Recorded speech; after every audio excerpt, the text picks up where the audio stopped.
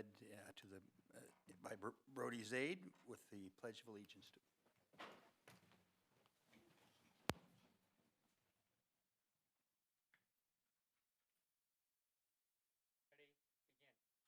I pledge allegiance to the flag of the United States of America and to the republic for which it stands, one nation, under God, indivisible, with liberty and justice for all.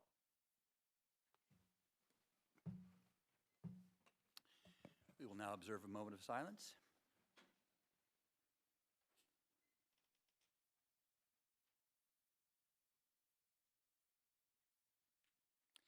Thank you. Item number 1, adoption of the agenda. Any changes? Yes, we would like to pull items 7.1 through 7.4 and item 10.1 from the agenda. Okay, so with those changes, we will move to item 2, approval of the minutes. If there are no corrections, they will stand approved as presented and move us into public hearing. Public hearing on resolution number 5, 2324, approval to establish temporary interfund transfers. Ms. Smith.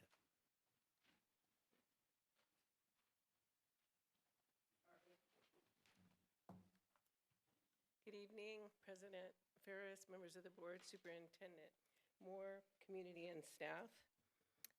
Education Code 41603 and SSUSD Board Policy 3110 allow the district to temporarily transfer funds from one fund to another so that we can meet our obligations and payments. In order to do this, we need to pass a resolution, and the first part of that process is a public hearing, which is what this is. There is no financial implication to this because any temporary interfund transfer that we do is put back before close of books at the final closing of the year. Okay, we will open that public hearing at 7:02. Anyone wishing to address this item? If not, we will close the public hearing and move to item 2, public hearing on sufficient textbooks and instructional materials. Dr. Savko. Good evening. Education Code 60119 requires a local education agency to conduct a public hearing on or before the end of the 8th week of school and make a determination through a resolution as to whether each student in each school in the district has sufficient textbooks or instructional materials or both. It's recommended that the board conduct a public hearing regarding sufficient textbooks and instructional materials. And we will open that public hearing at this time. Do we have anybody wishing to address the board on this item? If not, we will close the public hearing and move to reports and communications. Item 1, student members report. Zaid?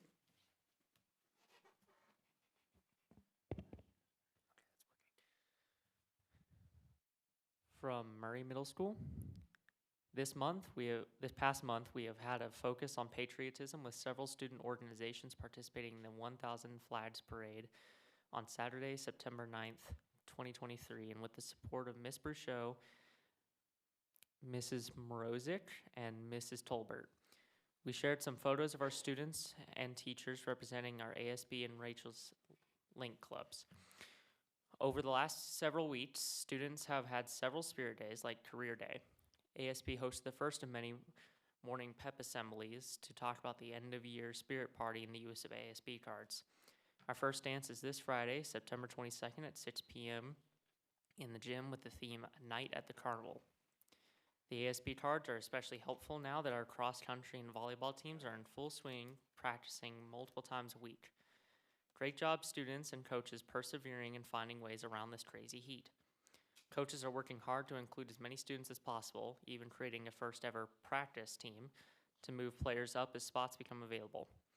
We have our new coach, Lindsay, and are super excited about having over 55 students try out for the teams. They are ready with new uniforms and started with a win at the 6th and 7th grade game against South Fork on Monday, September 18th, and a loss with the 8th grade team. The team's very happy to have bus transportation to South Fork Union School District and have Coach Lindsay Kelves and parent volunteer Kelly Cosner. Our next game will be coming up soon, and we know Our students are very excited to continue improving, learning, and participating with other area schools. Basketball team signups will be posted next month, and students are very excited to join our boys and girls teams.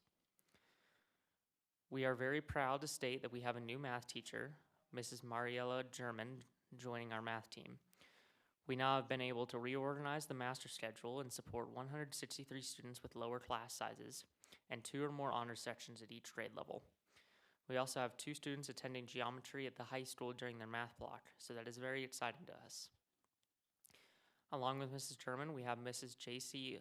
Ledesma Lucerno joining our counseling team with Mrs. Johnson, and she is filling the role of Mr. Lowe as he transferred to the district office.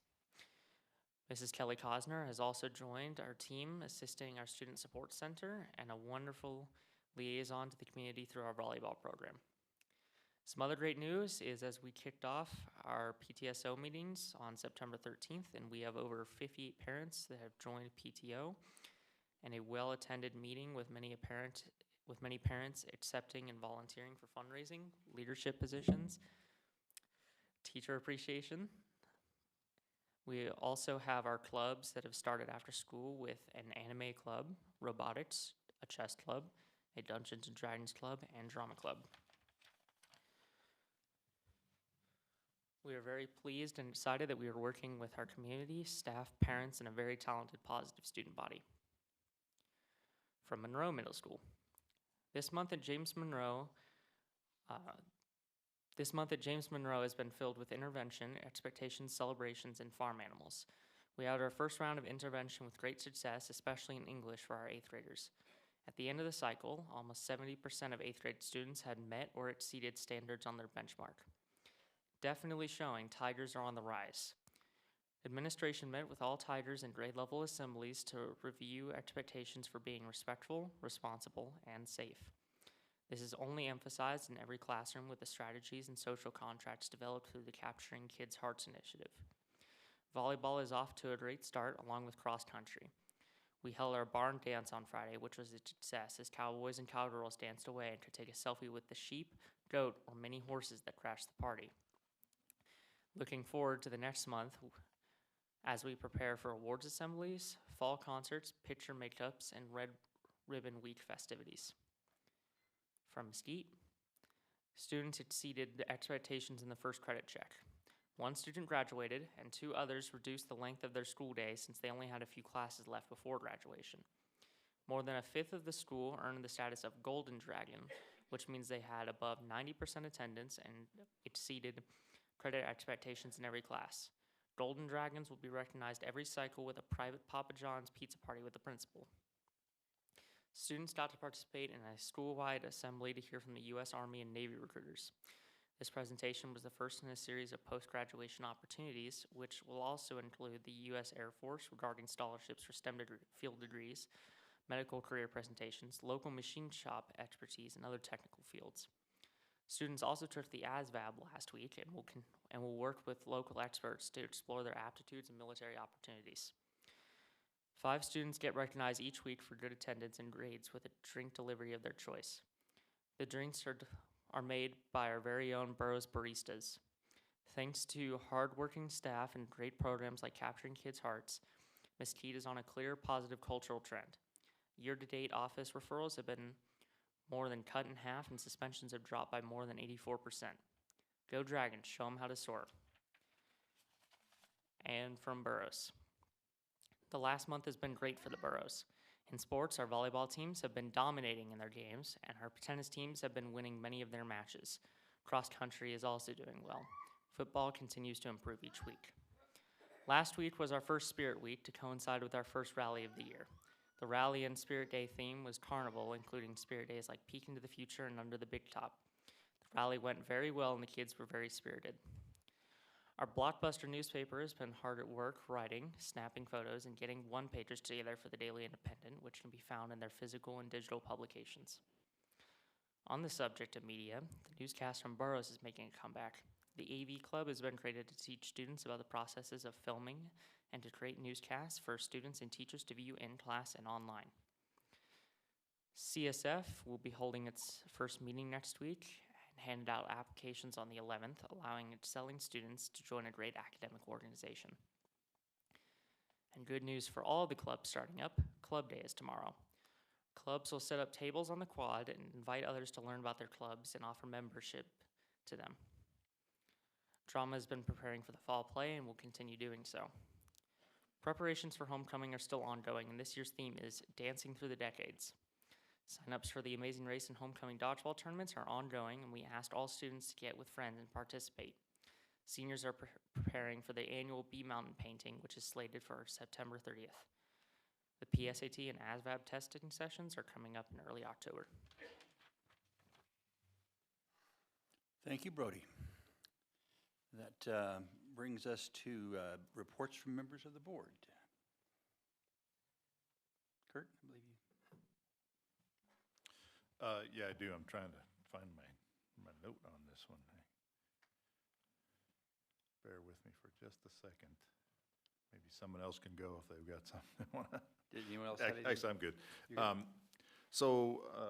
One of the adjunct duties that I just found out about of being a part of the delegate assembly for California School Board Association is that we, when we get lucky, get asked to validate applications for what's called the Golden Bell Award from CSBA. That's an annual award, and you know, they give these awards out to districts who have unique and effective programs that they've implemented, and you know, various other things. So I have the opportunity, started last week, going on next week, of evaluating a program called Parents as Leaders that's handled out of the Bakersfield City School District, which that was one of the things I learned in the research, is they're the largest elementary school district in the state of California, which I thought was interesting. They describe PALS, that what they say is the Bakersfield City School District's Parents as Leaders program builds on strengths to create meaningful parent leadership. Parents and caregivers gain skills and knowledge by developing effective partnerships and shared responsibility, expertise, and leadership in decisions that affect student academic success. I won't bore you with a lot of the details here, but you know, as I'm going through it, it looks like a phenomenal program that, you know, focuses on an area where I think we could really gain, which is helping our parents understand the educational process better than maybe they already do, helping them get more involved in that process, and you know, by doing that, helping, you know, parents and the schools build a closer bond and be more effective for their kids. So I will send information over to Dr. Moore, probably tomorrow, and we'll see if it's something we can either implement in some way or leverage somehow, or not. It depends on what the fit will be and what it'll take to do it. But so far, I'm extremely impressed with, you know, the gaps that this could fill if we choose to embark on this path. Thanks. Anybody else? I just want to comment that I don't know if you're getting all of the alerts from CSBA on some of the important issues to lobby our governor as he's signing or choosing not to sign certain pieces of legislation. But if you haven't been able to, it's a pretty quick response. It doesn't take a lot of effort to read the subject and to respond, but the potential to either allow for implementation of very important programs that affect our kids, or prevent things from encroaching on our responsibilities as local board members. It's a very valuable tool, and I would encourage you all to watch very closely for that opportunity and participate whenever it comes about. So real quick, one caution on that one. I noticed today in the one that came out that essentially what you do is you fill in your information and it, populates an email that goes to, in this case, Governor Newsom. But I noticed in reading it, in the verbiage, it says, and in parentheses, insert your district here or something like that. So apparently this particular one didn't automatically copy what you put into the form into the email. So if you haven't done it yet, you might go in and edit it so it looks Make sure you get all more the appropriate. professional. Yeah. Thank you for the heads up. Anyone else? Then we will go to the superintendent's report. Dr. Moore. Thank you. We still do not have an official first month of enrollment because of the way the month is calculated with the state, so we'll look forward to sharing that next time. But we still do have an increased numbers of students, and we're watching our attendance rate as well. So that's pretty critical, not only having the students on the books, but are they showing up for school? And we appreciate our staff and parents and families who are prioritizing getting their students to school. That is what we're here for, to teach them. Today is IT Professionals Day. It's the third Tuesday of September, a nationwide honor, and just wanted to take a moment to thank the technology department in our district that keeps us running in our systems. Super helpful. I called Mr. McGowan this morning. It was a quick answer and it was very helpful, and he's running our technology tonight. So it's been a full day for him, but they make sure that they show up and keep us running. So just want to appreciate all of our technology professionals. Since the last board meeting, I had the opportunity to attend the NAFIS conference in Washington, D.C., which also included meetings with staff members for Speaker McCarthy and for Senators Padilla and Feinstein. And it really appreciate the bipartisan support for our students. So we are hopeful and expect the impact aid funding will continue for another year. As you know, it's not a line item that's ongoing in the budget. We do have to advocate for our students, and with our military impact and federally funded lands, that is a very important part of our budget. So it was an honor to join that team and to learn and make sure that I'm representing our district well. Last week, we hosted the first Superintendent's Council of the year, which was a wonderful opportunity to meet with our parent and community leaders from each of our schools. And we shared updates with what's going on, but also gathered input. And that group is helping us set the agenda for our next meeting so that we ensure that our meetings are on topics that are meaningful and valuable for them, and that we're gathering relevant input. So that was a great experience. And then as of this evening, I've joined the Indian Wells Valley Economic Development Corporation, and I will shortly be affirmed as an official member, filling the seat that Dr. Ostash served on that board as well. So another great connection with our community, and I appreciate folks welcoming me so openly. And next week, I'm looking forward to speaking engagements at Altrusa and Rotary. So again, continuing to share the word, get to know folks, and celebrate the amazing work taking place in our district. Thank you. Thank you. It brings us to item 4, report to the Board of Trustees by the Desert Area Teachers Association.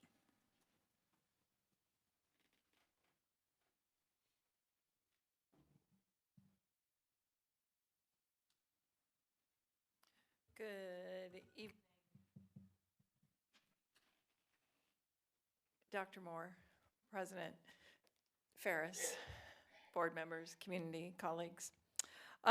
This morning I got to school right before 7, and as I've got the big old pack doors that were just painted. They look great. And as I was unlocking the door, I felt something on my arm. And I'm like, oh my gosh, should I look? Is it a cricket, a locust? Which seems inevitable. But you know what it was? It was cold air, and I'd forgotten what it felt like. And I was so excited. So I'm very happy. And it's not so much that I like cold, I just like that change in season. So, woo, I'm excited about that. I'm in a pretty good mood right now. I'm just wondering, do we get credit for that? Because I'll take it. Yes, thank you, Dr. Ferris. My room could be a little warmer, though. It's nice standing here because Data and the district reached an agreement this week So that was swell. I know the team worked pretty hard over the summer, but here we are. We will have a vote for ratification next week. We're going to do some meetings with our membership so we can talk about it, and then we'll have a vote. But it's nice to be able to put that behind us, and it's time to start next year's. Anyway, it's always nice when that happens. I'm trying to think. Is there anything else? I don't think anything else big is happening. Oh, there's something about the middle schools. So none of us were actually shocked by that announcement, right? Because we know Monroe. Some of us, went there, or our kids went there. We were surprised at the timing, like we weren't expecting it, but there it was.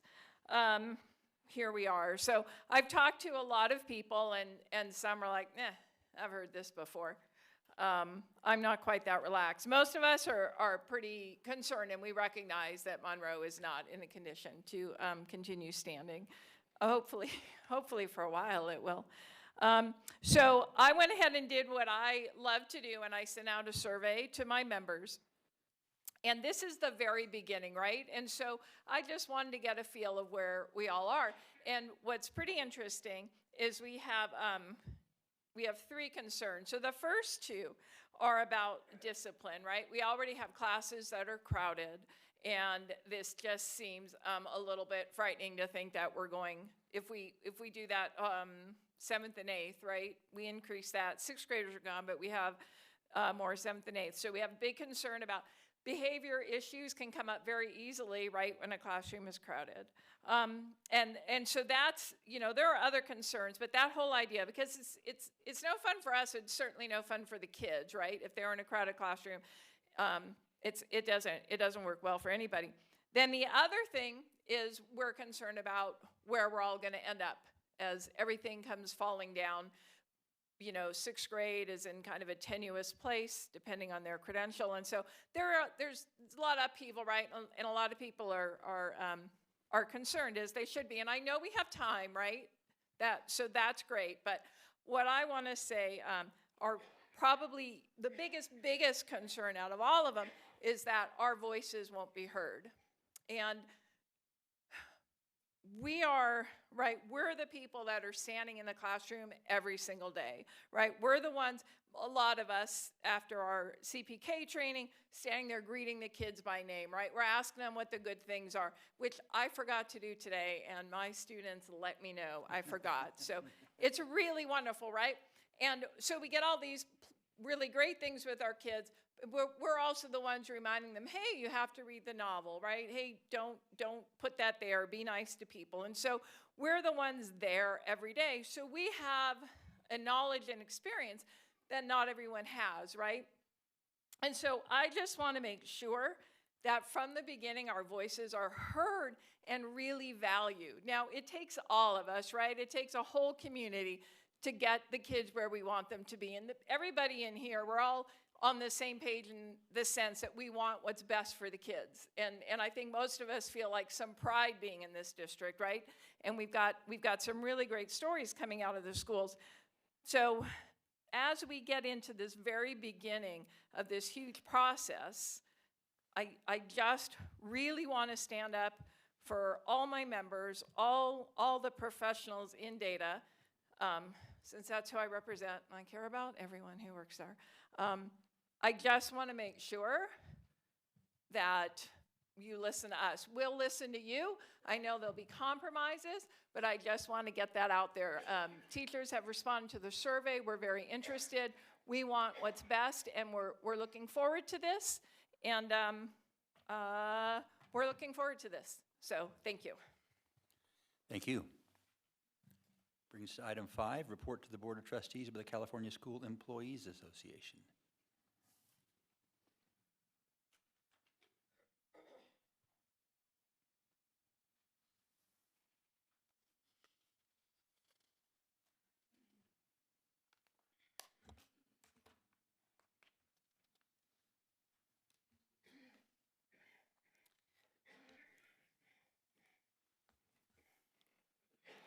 Hello, School Board President, Board members, Superintendent Dr. Moore, staff, and community. During our monthly chapter meeting, we had a big discussion as always, about our pay and how frustrating it is to see around town that the fast food restaurants, the starting out pay is above minimum wage. Unfortunately, here in the state of California, our state minimum wage is not even a livable wage with the cost of living we have here. Gas is over $5 a gallon. Food prices have risen astronomically. We have many classified employees who have taken on second jobs in order to make ends meet. They have not left their jobs because they actually love what they do, and they just want to get paid more, which is what we deserve. We have employees that qualify for public assistance. A comment was made that we do not want to be on public assistance and shouldn't if we are permanent employees with the school district, which at one point was a highly sought after job. We constantly have vacancies in the district, which we firmly believe is due to our pay. We have spent thousands of dollars outsourcing jobs, which frustrates our classified staff because these people are making more an hour than our permanent employees. I have a copy for you guys.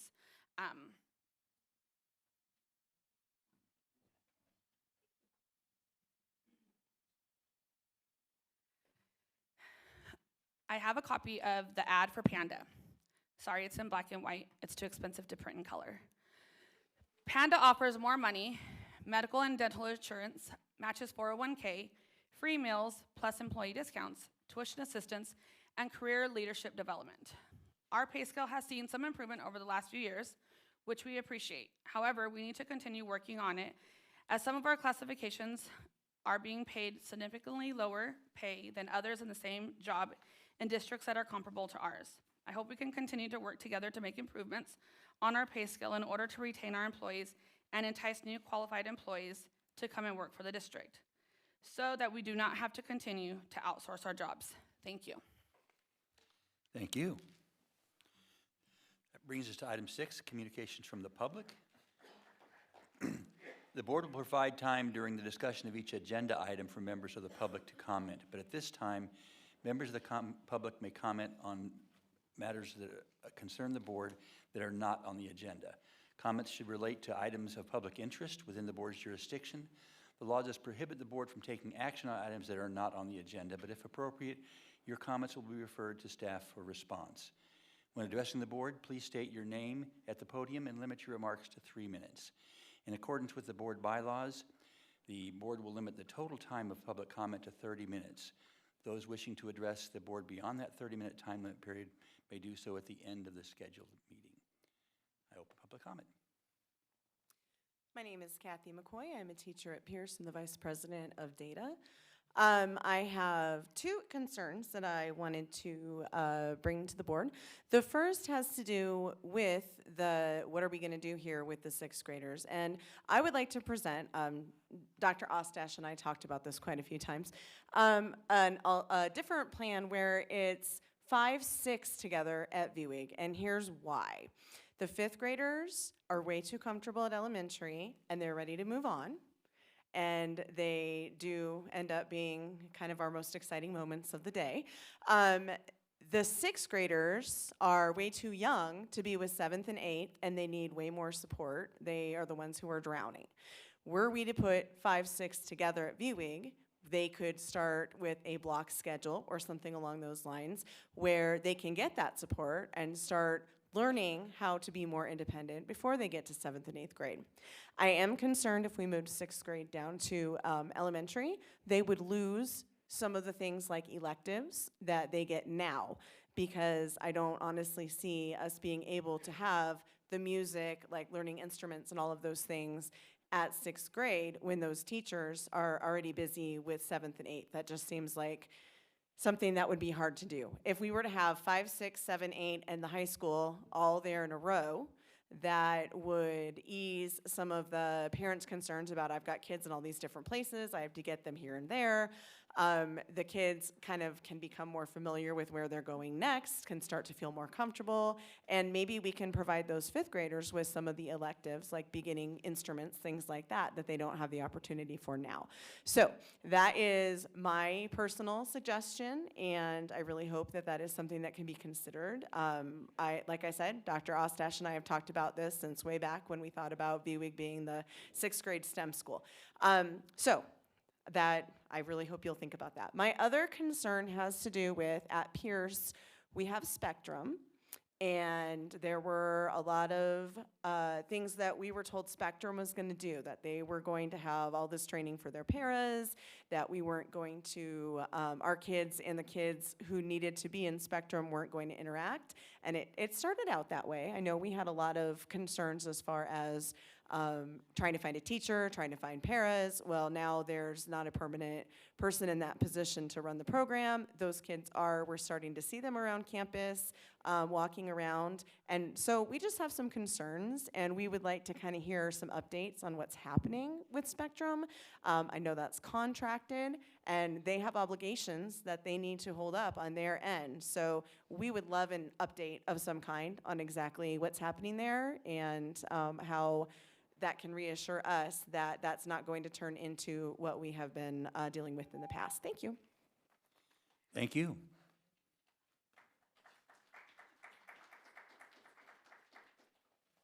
Hello, Alice Gilmartin. I work at Murray Middle School.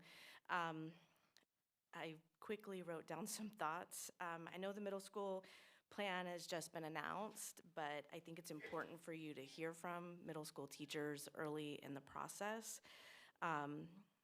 I've been a middle school teacher for, I think, 20 of my 23 years with the district, and I've only taught 6th grade at the middle school.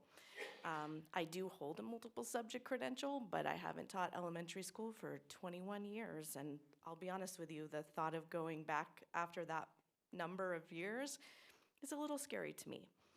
Other 6th grade teachers hold only a single subject credential, which makes them not qualified under the state of California's rules to teach elementary school. You have dedicated, qualified teachers being told that they could go back to school to get the correct credential with the district's help, that might be something talked about in the future. The district's currently struggling to hire fully credentialed teachers, so it seems like we would be moving backwards by telling credentialed teachers that they soon will be no different than someone with an emergency or working on some kind of waiver from the state. We're nearly a quarter into this school year, and honestly, it feels like 2025 will be here in the blink of an eye, as fast as it's already moving this year. I hope that you are busy making a plan to talk to your experts in the classroom and include all of your stakeholders in your final plans. Thank you. Thank you.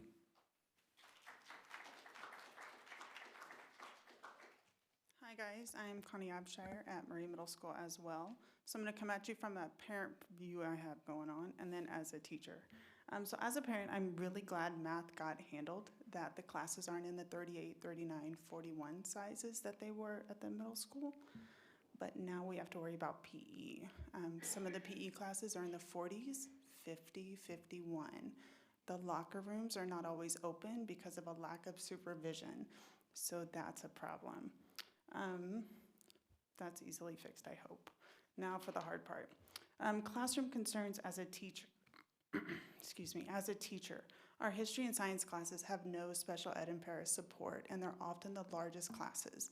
Mine are 34 and 35, lots of reading, lots of writing. For the IEPs to be met, I'm supposed to have support to be able to do all of those things like read aloud. I can't do that in the class sizes I have, which ties into the para concerns, right? Now, for the middle school situation, I can't even start to truly express my frustrations. At 4:56 p.m., I got my first text message from a neighbor asking why her kid would still be in 6th grade in 2 years at an elementary school. And I kind of laughed and said, you know more than I do.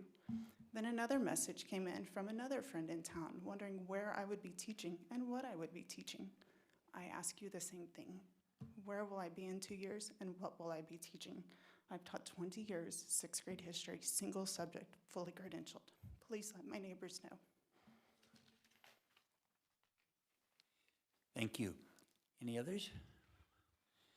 Then we will close public comment and we'll move. Oh, I'm sorry.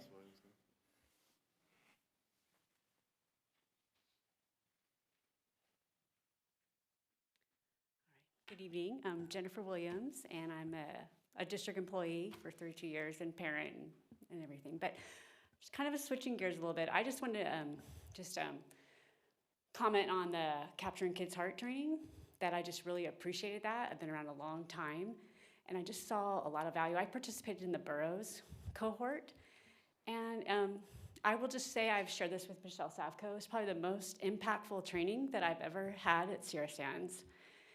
And so as I think about all this transition that we're gonna be going through for the next couple years, and also coming out of the shutdown, which was very traumatic for, for everyone, I just think my input would be just that we can carry that district-wide and really embrace that. I had heard the trainer, I got to participate in the Murray cohort the other day, and he had shared that I think all of Charlotte, North Carolina, was doing it like in the whole metropolitan area. And I'm just really encouraged by that, because it's gonna be just it's gonna be difficult going through all these decisions, and it's just that if we can really commit to those relationships, like Alice and Connie and everybody are addressing, it's just so important, and with our kids and our families, there's so many questions. So I just, commend the district for offering that training, and I'm just really hoping that we can just like we're all in. I would really like to see us be all in versus maybe picking and choosing which parts, but I just think we'd really benefit if we were really all in, and we would really become like a Capturing Kids' Heart district. So that's it. So thank you for that training. It was really impactful. So, all right. So. Thank you.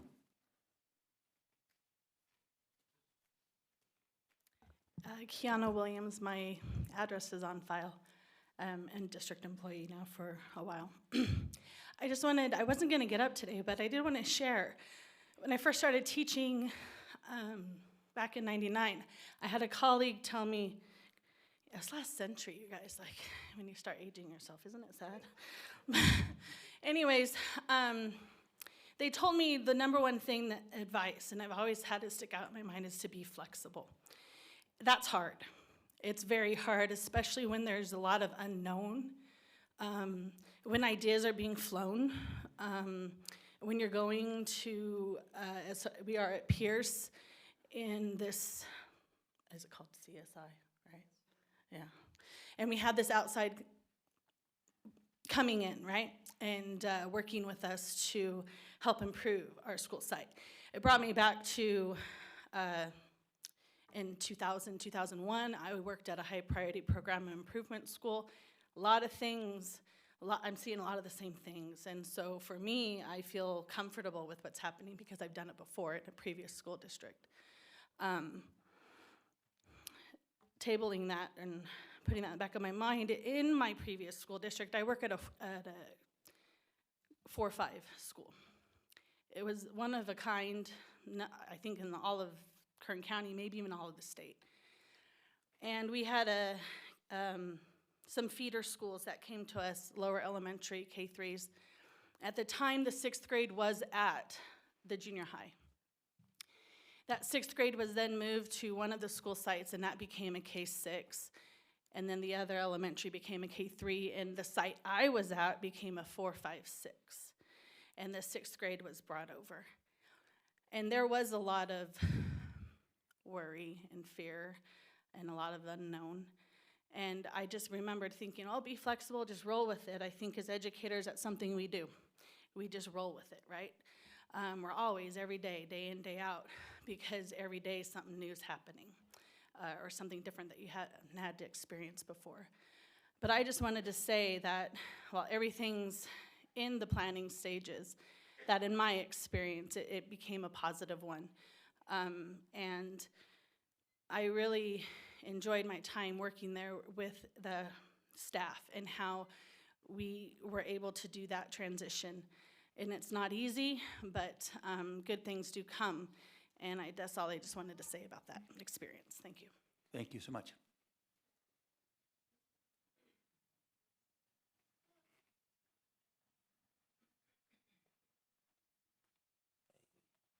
Hey, how's everybody doing? Sorry I had to walk out earlier, but I had a question as far as... And your name, sir? Oh, my name's Charles Williams. Thank you, sir.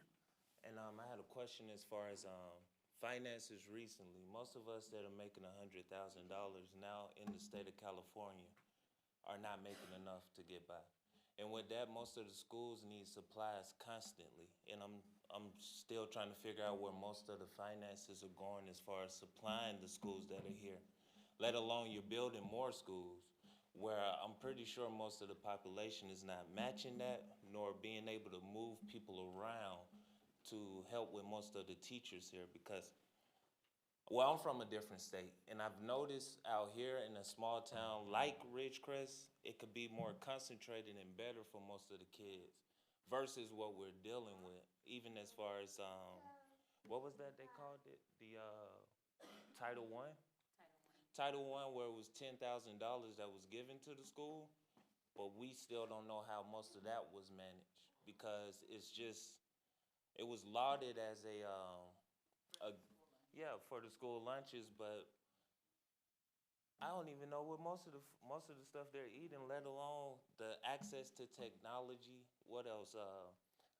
Further reinforcing most of the stuff that they're learning in class. It seems like most of the stuff they're getting or learning is coming through technology, which is fine. I'm a hooked on phonics child myself. But reinforcing in class, where, when, where, and how does that happen throughout the day? On top of what? The financing with the supplies? How many of y'all had to send extra packs of paper this year? Crayons, glue, whatever, on top of when we ask him what's going on in class, he can't tell us. Most of the stuff that he's doing in school right now is because we spend, what, $300 a summer buying workbooks. What I'm paying for courses over the summer so that he will be ahead, let alone he's tested out of the grade that he's in. Y'all don't even have a program for accelerated children because he's not the only one in his class that's accelerated. So how is building more schools going to help these kids if y'all can't provide them with the instructors or the instructions, let alone the financial backing? Because it's going to be money that's going to promote these kids.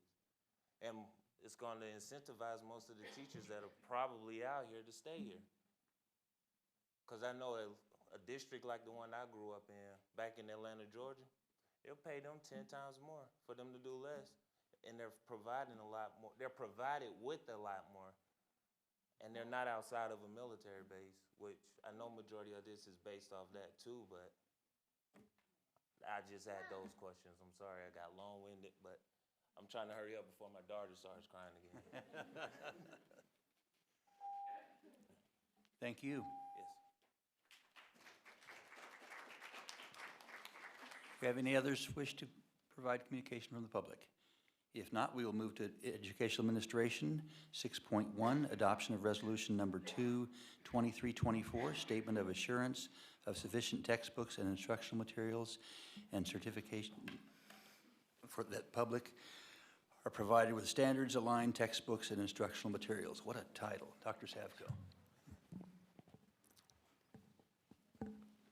This is a continuance of compliance with Education Code 60119, which requires us to hold a public hearing and then certify that all students have sufficient textbooks or instructional materials or both, and that they'll continue to be provided in accordance with said ed code. So all staff have confirmed that. I have as well. And so the next step is to pass or adopt a resolution certifying as such. And so it's recommended that you do so.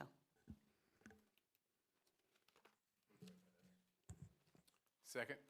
The recommended action of the passing the resolution has been moved and seconded. Any questions or comments from board members? Any questions or comments from members of the public? All in favor say aye. Aye. Aye. Opposed? It is unanimous. Thank you. Moves to item 2, adoption of TK through 12 grade moderate to severe special day class instructional materials Encore by Teach Town. Dr. Savko. So as you're aware, we have a policy, 6161.1, selection and evaluation of instructional materials. This summer, I was approached by SELPA and specifically Nicole Henson, the special education coordinator.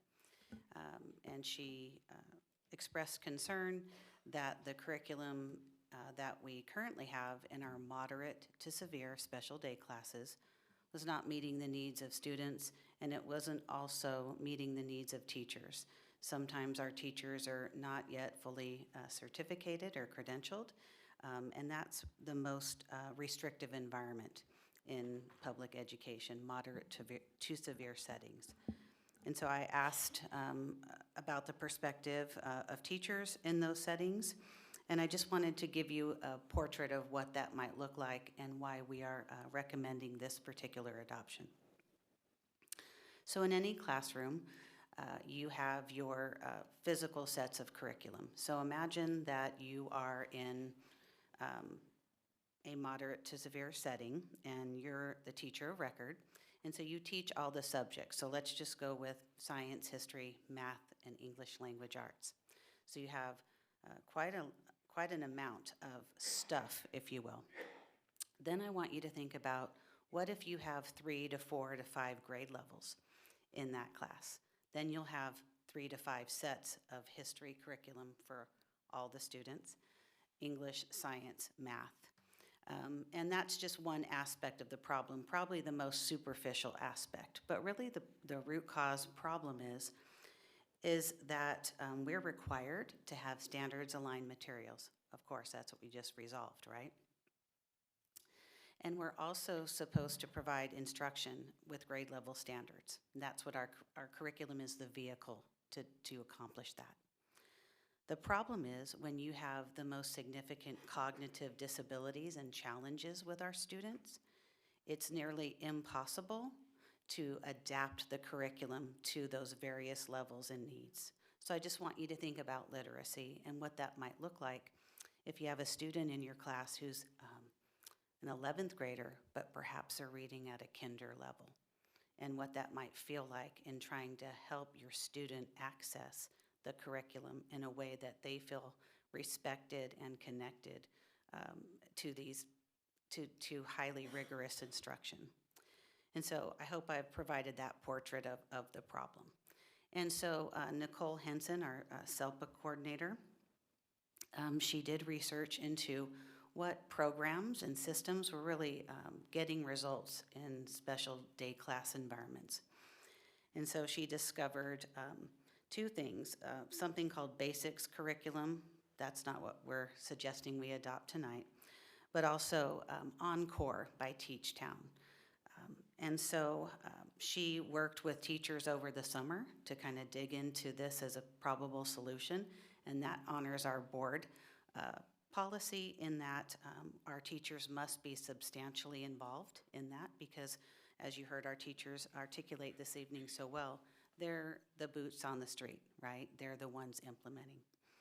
And so she followed up with me after some investigation was done, and she said, how can we move this forward? What can we do? We have this need, what can we do? And I said, well, my role is to implement board policy, and my role is to ensure that we meet curriculum that is standards aligned, appropriate, right? And that we involve teachers substantially, and that we follow our policy all the way through the public viewing of the materials. And I said, I will commit to that. So early in August, we had the teachers formally evaluate the curriculum, and then we provided the recommendation to our District Instructional Materials Review Committee, which is another vetting process. We don't actually have to do that, but we really want to be sure that we're involving stakeholders at all levels.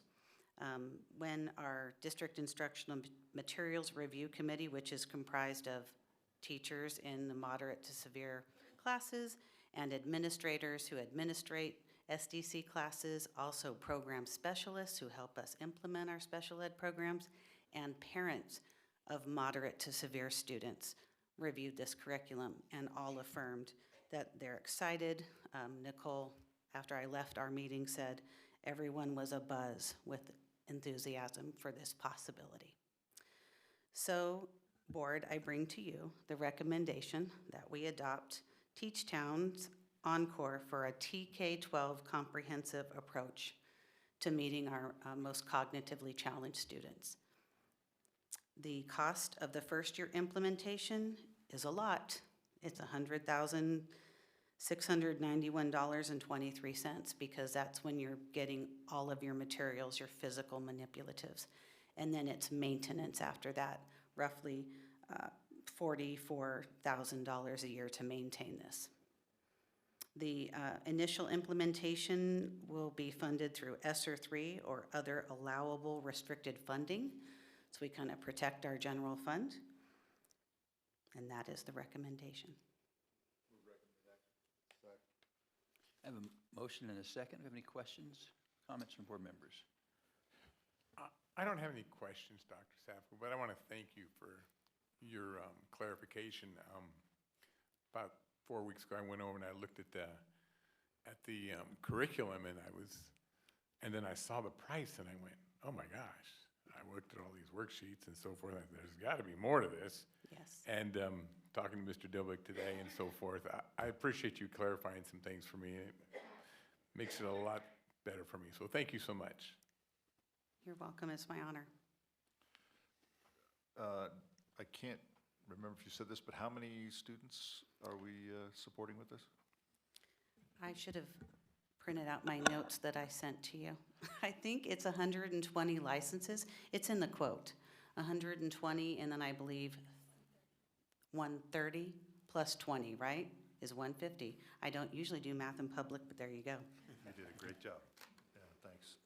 Yeah, I just wanted to make sure that the community had an understanding of the number of people that was supporting with those dollars, so it doesn't sound quite so crazy to me. Once I know that on an ongoing basis, $44,000 is going to support 130 students and 20 support on top of it. So, and given that, like you said, this is some of our most challenged students, it's great that we are taking another step to, move things down the road. Yeah, I concur with Mr. Campbell that, as you describe how we're trying to educate those students now, my son was a special ed teacher for a hot minute, and I remember his frustration in just a general, special ed class where he was trying to teach 3 grade levels at the same time, and just how crazy that is, and to add the severely challenged into that mix and more grades than just 3, which is crazy enough. There has to be a better way, and so I'm hopeful that this is it. So thank you for doing this. Any other questions or comments from board members? I would say hopefully that with this new curriculum, that maybe we'll get the special ed teachers to stay. Exactly, sir. Because, Right. it seems like they're in for a year and then boom, they're gone, and we got to redo it and so forth. And so it sounds like they like the curriculum, which is kind of nice. It's awesome. So maybe that'll help us with them sticking around. So that would be great. Brody, did you have a comment you'd like to make? I just wanted to ask what Encore was. Great question. So Encore is a curriculum, and I want to just take a moment to describe it since you asked. So in any curriculum, you'll have teachers' editions, right? You probably have seen teachers with their editions, and you'll have lesson guides in that curriculum. So what makes Encore special is that there's physical teachers' editions, and then there's virtual. So if I'm a teacher in a classroom with multiple grade levels, Encore is leveled in 3 ways, so level 1, level 2, level 3. And so as a teacher, I can give my students a small assessment and determine where they fall. And so how I engage with my students in that lesson is leveled. It literally has a script, and it adapts the curriculum. That's what Encore does. Like, it's a play on words, Encore for like core curriculum. And so the lessons are standards aligned, but they're clustered like this, which is different than a gen ed classroom. So let's say you're in Unit 16 as a teacher, right? Unit 16 exists in English Language Arts, and then it exists in math, then science and history. So it's an interdisciplinary approach so that students with cognitive disabilities are making sense of the world in very connected ways, in relevant ways, if you will. So I think that's the benefit of Encore. That's what it is. It's both teacher materials, which is important because you're the one leading the ship, if you will, in the classroom, right? And then it's also the student materials that are leveled. Do you have any other Brody, questions? does that answer your question? Yeah. Great, thank you for participating. Any other questions or comments from members of the board? Any questions or comments from members of the public? Again, Dr. Savico, I would like to express my appreciation as well for the manner in which you laid out this to help us understand the whole thing. I thought it was very well done. Thank you so much. And we'll call for the vote. All in favor say aye. Aye. Opposed? It is unanimous. That brings us to item 3, adoption of Introduction to Music Theater textbook and instructional materials. Dr. Savico again. So the same process exists in our board policy for recommending textbooks for our courses. So as you may recall, in April, the board adopted a new course, Introduction to Musical Theater, or Music Theater rather. And so we went through that same process. So we had our experts recommend what texts should be used in this course. So that was the substantial involvement of teachers. Then we brought the recommendation to another district instructional materials review committee. They affirmed that these were appropriate texts, and they wanted to move forward that recommendation to our board. So it's recommended that for Introduction to Music Theater, that we adopt Musical Theater, A History by Kenrick, and Auditioning for the Musical Theater by Silver. Been moved and seconded. Any questions or comments from board members? Questions or comments from members of the public? All in favor say aye. Aye. Aye. Opposed? It is unanimous. Brings us to item 4, approval of Adult Transition Program for Community-Based Learning, MOU. Mr. Delbeck. President Ferris, members of the board, Superintendent Dr. Moore, community and staff members. Our adult transition program, they actually will be using it when we talked to the previous Teach Town K to 12th. It actually is an adult program as well. So we don't have an official grade for them because we don't want to call them 13th, but they do have that too, that component.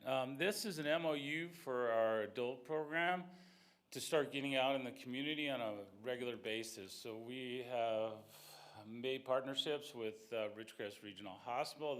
That's one of our first places we're going to get employment for our adult transition programs, to where they're going to work in places like the laundry. They're going to help stock the snack bar. And we're going to start off a couple of days a week for 2-hour shifts, and then expand to businesses such as the Marriott. The Marriott is the largest employer of disabled people in the world. Reason being, they have huge laundry facilities that our students can work in. They can be greeters. They could help at the cafeteria. So this MOU will allow us to go to corporations such as Stater Brothers and get our adult transition students working there from 18 to 22, so that our results are positive when they're 23 and they're not sitting at home at 24 years old, not going to school, not going to a job. And, they have somewhere to go up. So that's, the MOU is attached, and there's no financial implications because they are working non-gratis there. And it's recommended that the board approve the adult transition program for community-based learning from the MOU template. Move the recommended action. Second. It's been moved and seconded. Any questions or comments from board members? Kurt? Yeah, just so we've had the adult transition program for a while. So the new piece of it is this agreement to work with, corporations, entities, to sort of employ our folks. I can tell you a little bit about that. This is the first year we have 2 teachers for it, meaning the flexibility is amazing because we have some students that are so severe, it'd be very hard for them to do a 2-hour shift at Ridgecrest Regional. So last year it was, Ms. Orozco put together an amazing program, but we did a lot, like we went to local farms and we went to a little bit at the movie theater. This would be more directed where they can have an 8-week session at Ridgecrest Regional Hospital. So yes, Elaine Littleton started the adult program and it's a great program and we want to move forward to where we can get partnerships with local businesses to where they can know, hey, I'm going to be at Ridgecrest Regional Hospital for the next 2 years with the goal, hey, maybe when I graduate, I can get a job there. So that's that's great. Thanks for that. And I much like the Encore program, it's just, phenomenal that we're bringing these opportunities to the folks who need them the most. So thanks for doing that. Sure. Any other questions or comments from board members? Questions or comments from members of the public? All in favor say aye. Aye. Aye. Opposed? It is unanimous. That item 7 has been pulled, so that brings us to personal administration. 8.1, adoption of resolution number 032324, week of the school administrator. Mr. Auld. President Ferris, Superintendent Dr. Moore, members of the board, community, and staff. The California Department of Education encourages districts to recognize the second full week in the month of October as the week of the school administrator. Schools, school districts, and county superintendents of schools are encouraged to observe the week with public recognition of the contributions that school administrators make to successful pupil achievement. California has approximately 15,000 certificated and classified administrators who provide leadership and support to the educational programs of California's public schools. Resolution number 3 declares the week of October 8th through October 14th, 2023 as the week of the school administrator in the Sierra Sands Unified School District. The resolution also declares that in Sierra Sands, certificated and classified administrators provide support to our schools, programs, and students in many ways, including instructional leadership, child nutrition services, fiscal services, transportation, maintenance, and so on. The board's adoption of resolution number 3 declaring October 8th through October 14th, 2023 as the week of the school administrator will allow the district to formally recognize the outstanding dedication and professionalism of its administrative staff, both certificated and classified. A copy of resolution number 3 will be displayed at all district schools and sites. It is recommended that the board adopt resolution number 3 as presented and approve October 8th through the 14th as the week of the school administrator. Move recommended action. It's been moved and seconded. Just in case you're having difficulty, it does look like we have some technical difficulties, so your support information is not on your iPad. Don't worry, the title changes. Yeah. I have my basic structure here, so I'm good to go. I can follow us through. Just for IT in the back, it's assembly crashed. It's not anything that you have control over. Thank you. You know, I'm sitting here when I'm seeing this music stuff, and I'm going, something's wrong here. Yeah, your header changed. Your support information went away. So you're going to have to work from memory. Where did it go? So hopefully we'll be okay through this. So any questions or comments from Mr. Auld on this? Any questions or comments from members of the public? All in favor say aye. Aye. Aye. Opposed? It is unanimous. Now the question is, are we going to have, under general administration, are gifts to the district going to come up? Yeah, let's see. Nope. Music. We got a lot of music. This is paper. Yeah. It has printing on it, and you can read it. Oh, back to the good old days. 9.1 gifts to the district. 9.1 gifts to the district. The following gifts were received by Karen Schwartzman, donated a drum set with an estimated cash value of $500 to the stage band at Burroughs High School. Elaine Lopresti donated 15 books with an estimated cash value of $237.85 to be used at the Los Flores Elementary School Library. And Alta One Federal Credit Union made a cash donation of $500 to to be used for James and Earl Middle School cheer uniforms and competitions. Financial implications, donation provides support to the district and have a positive financial impact. I recommend that we accept the gifts as described and send appropriate letters of appreciation. Been moved and seconded. Any questions or comments? All in favor say aye. Aye. Aye. Opposed? It is unanimous.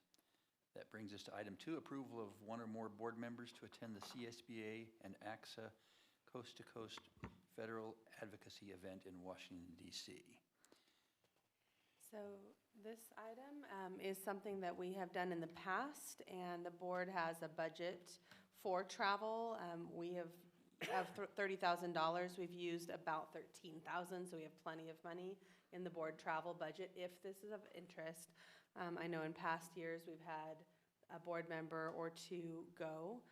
And so this information is provided in case there's interest. It's April 8th through the 10th in Washington, D.C., and the cost per attendee is estimated to be $3,326 with travel and registration and meals and all-inclusive. And as a bonus point for Diane, she pointed out that last year our estimate was about spot on within $10 of it. So she is very spot on in estimating what that will cost. And we do have ample funds in that budget if that is of interest. And this is a discussion item for the board.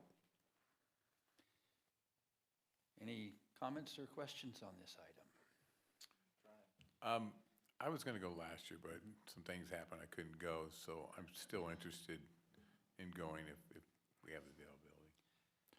Yeah, I think, I guess I have some questions about the event itself, but yeah, as I was thinking about this, it seemed to me that because of the flexibility we needed last time, that if we were to agree on, 1, 2, 3, whatever the number is, but maybe not tie names to it as a action, then, we got a little more flexibility. I would agree. And I think also, so I was able to go last year, and Dr. Ostash went as well.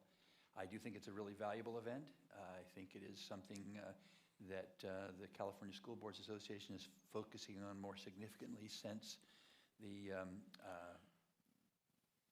National School Boards Association has kind of diminished. It gives us the opportunity to have a presence and an influence on the federal decisions that are made on how they affect us.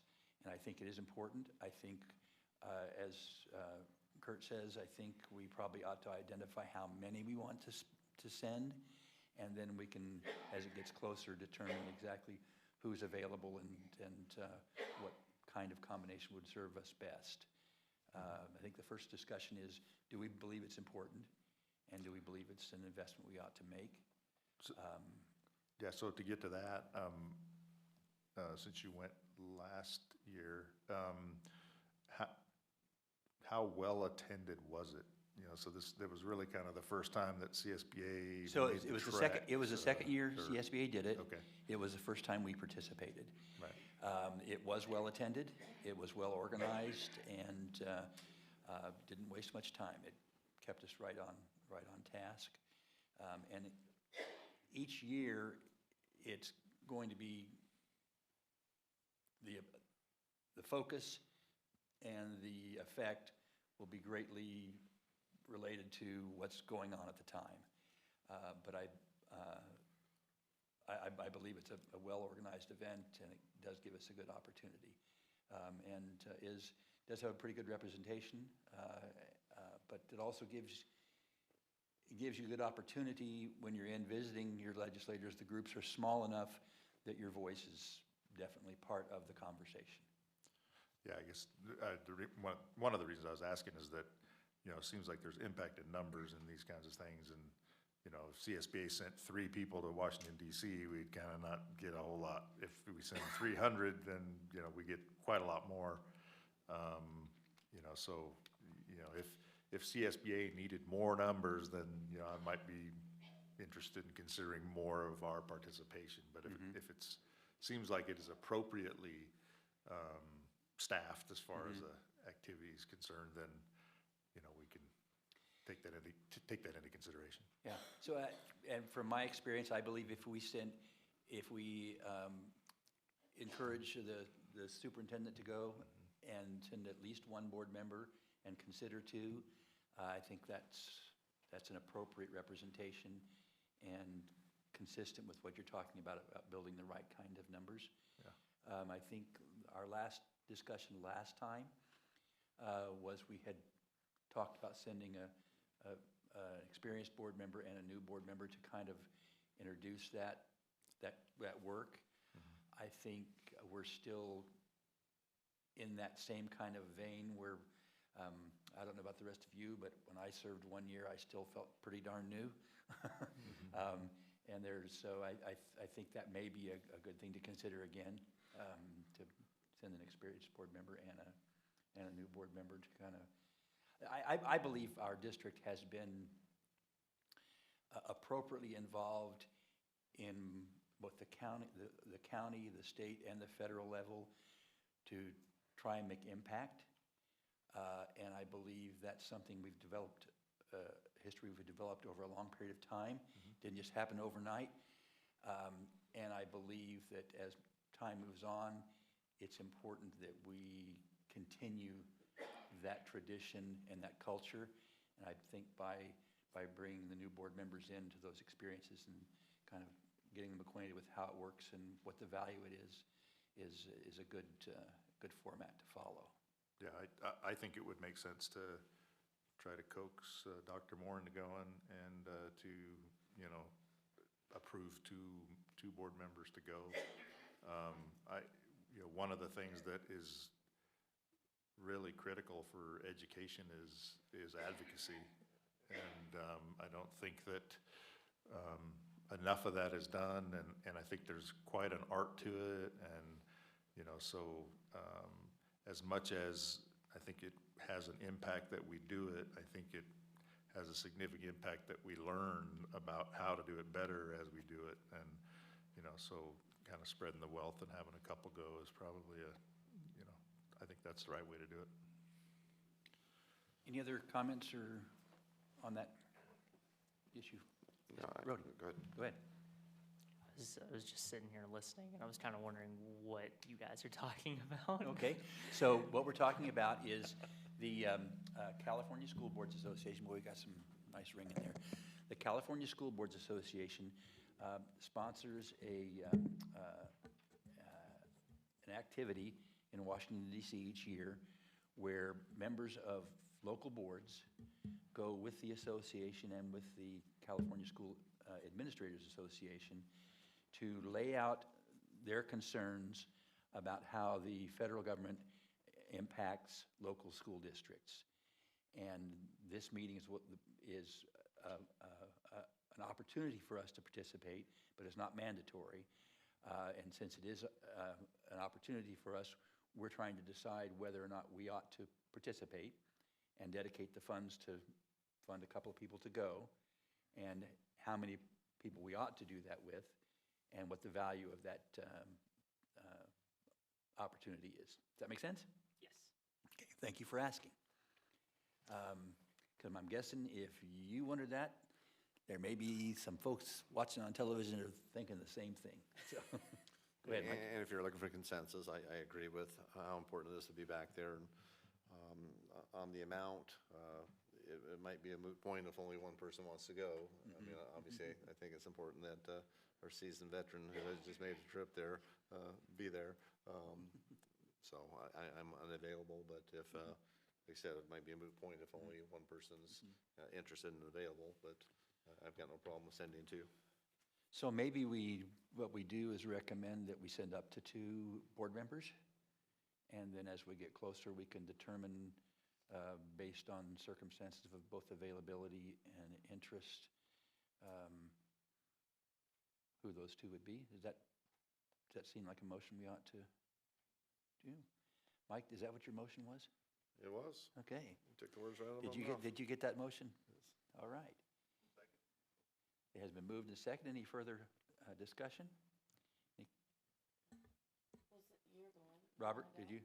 No, I mean, I'd like to go, but I don't, if So- it doesn't work out and someone else has to And go, I think whatever works. I think what we're saying is, we'll figure out exactly Yeah, who it exactly. is, and we know you're interested in going, and you may be the,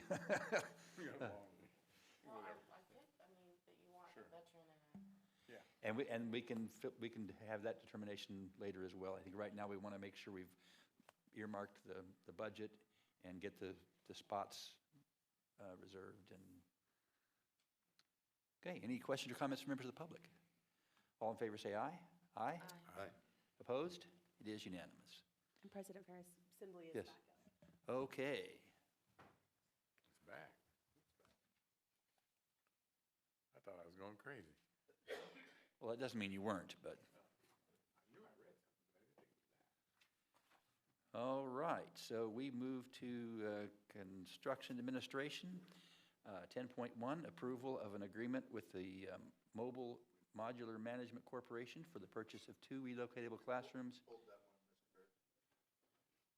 Oh, I'm sorry, you're right, we did pull that one. That's what I get for looking at assembly instead of my printed one. We go to item 2, approval of an agreement with the BSK Associates for special inspection and materials testing services for the Fowler Elementary School preschool playground program.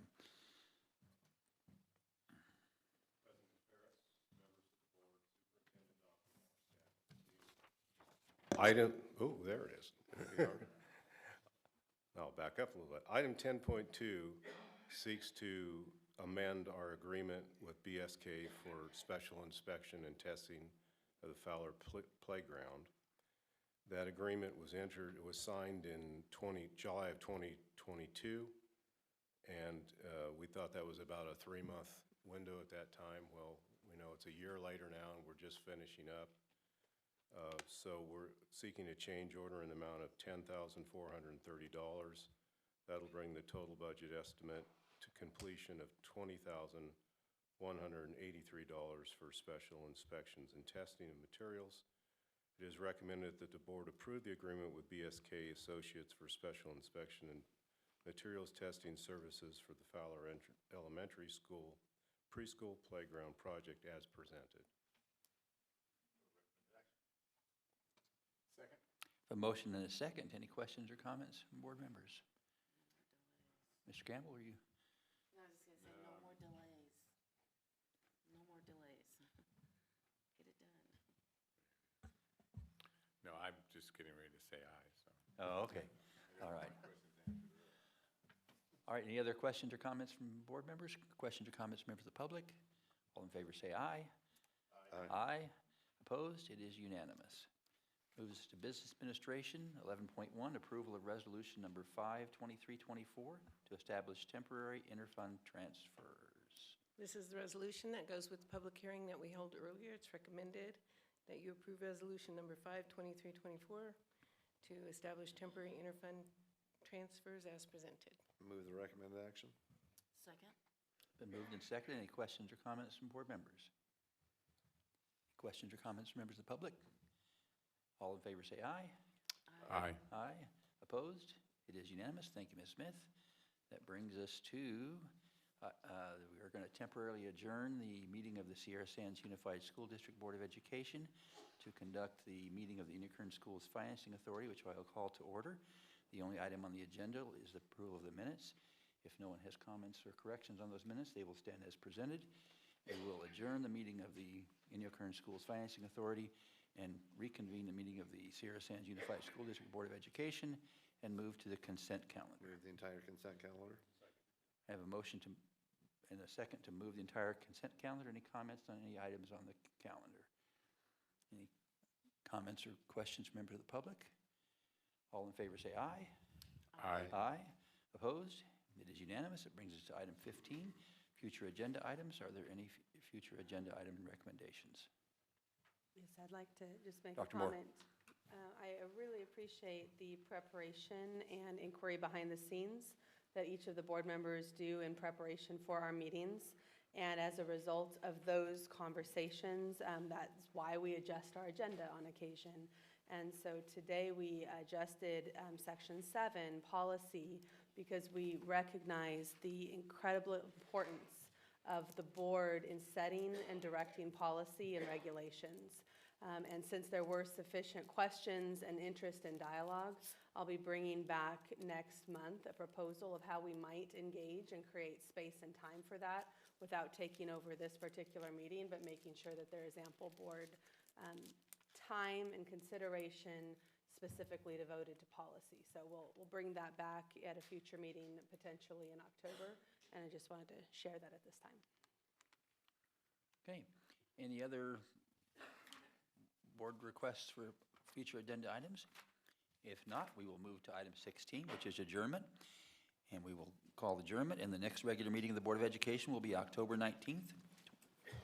Thank you for coming tonight.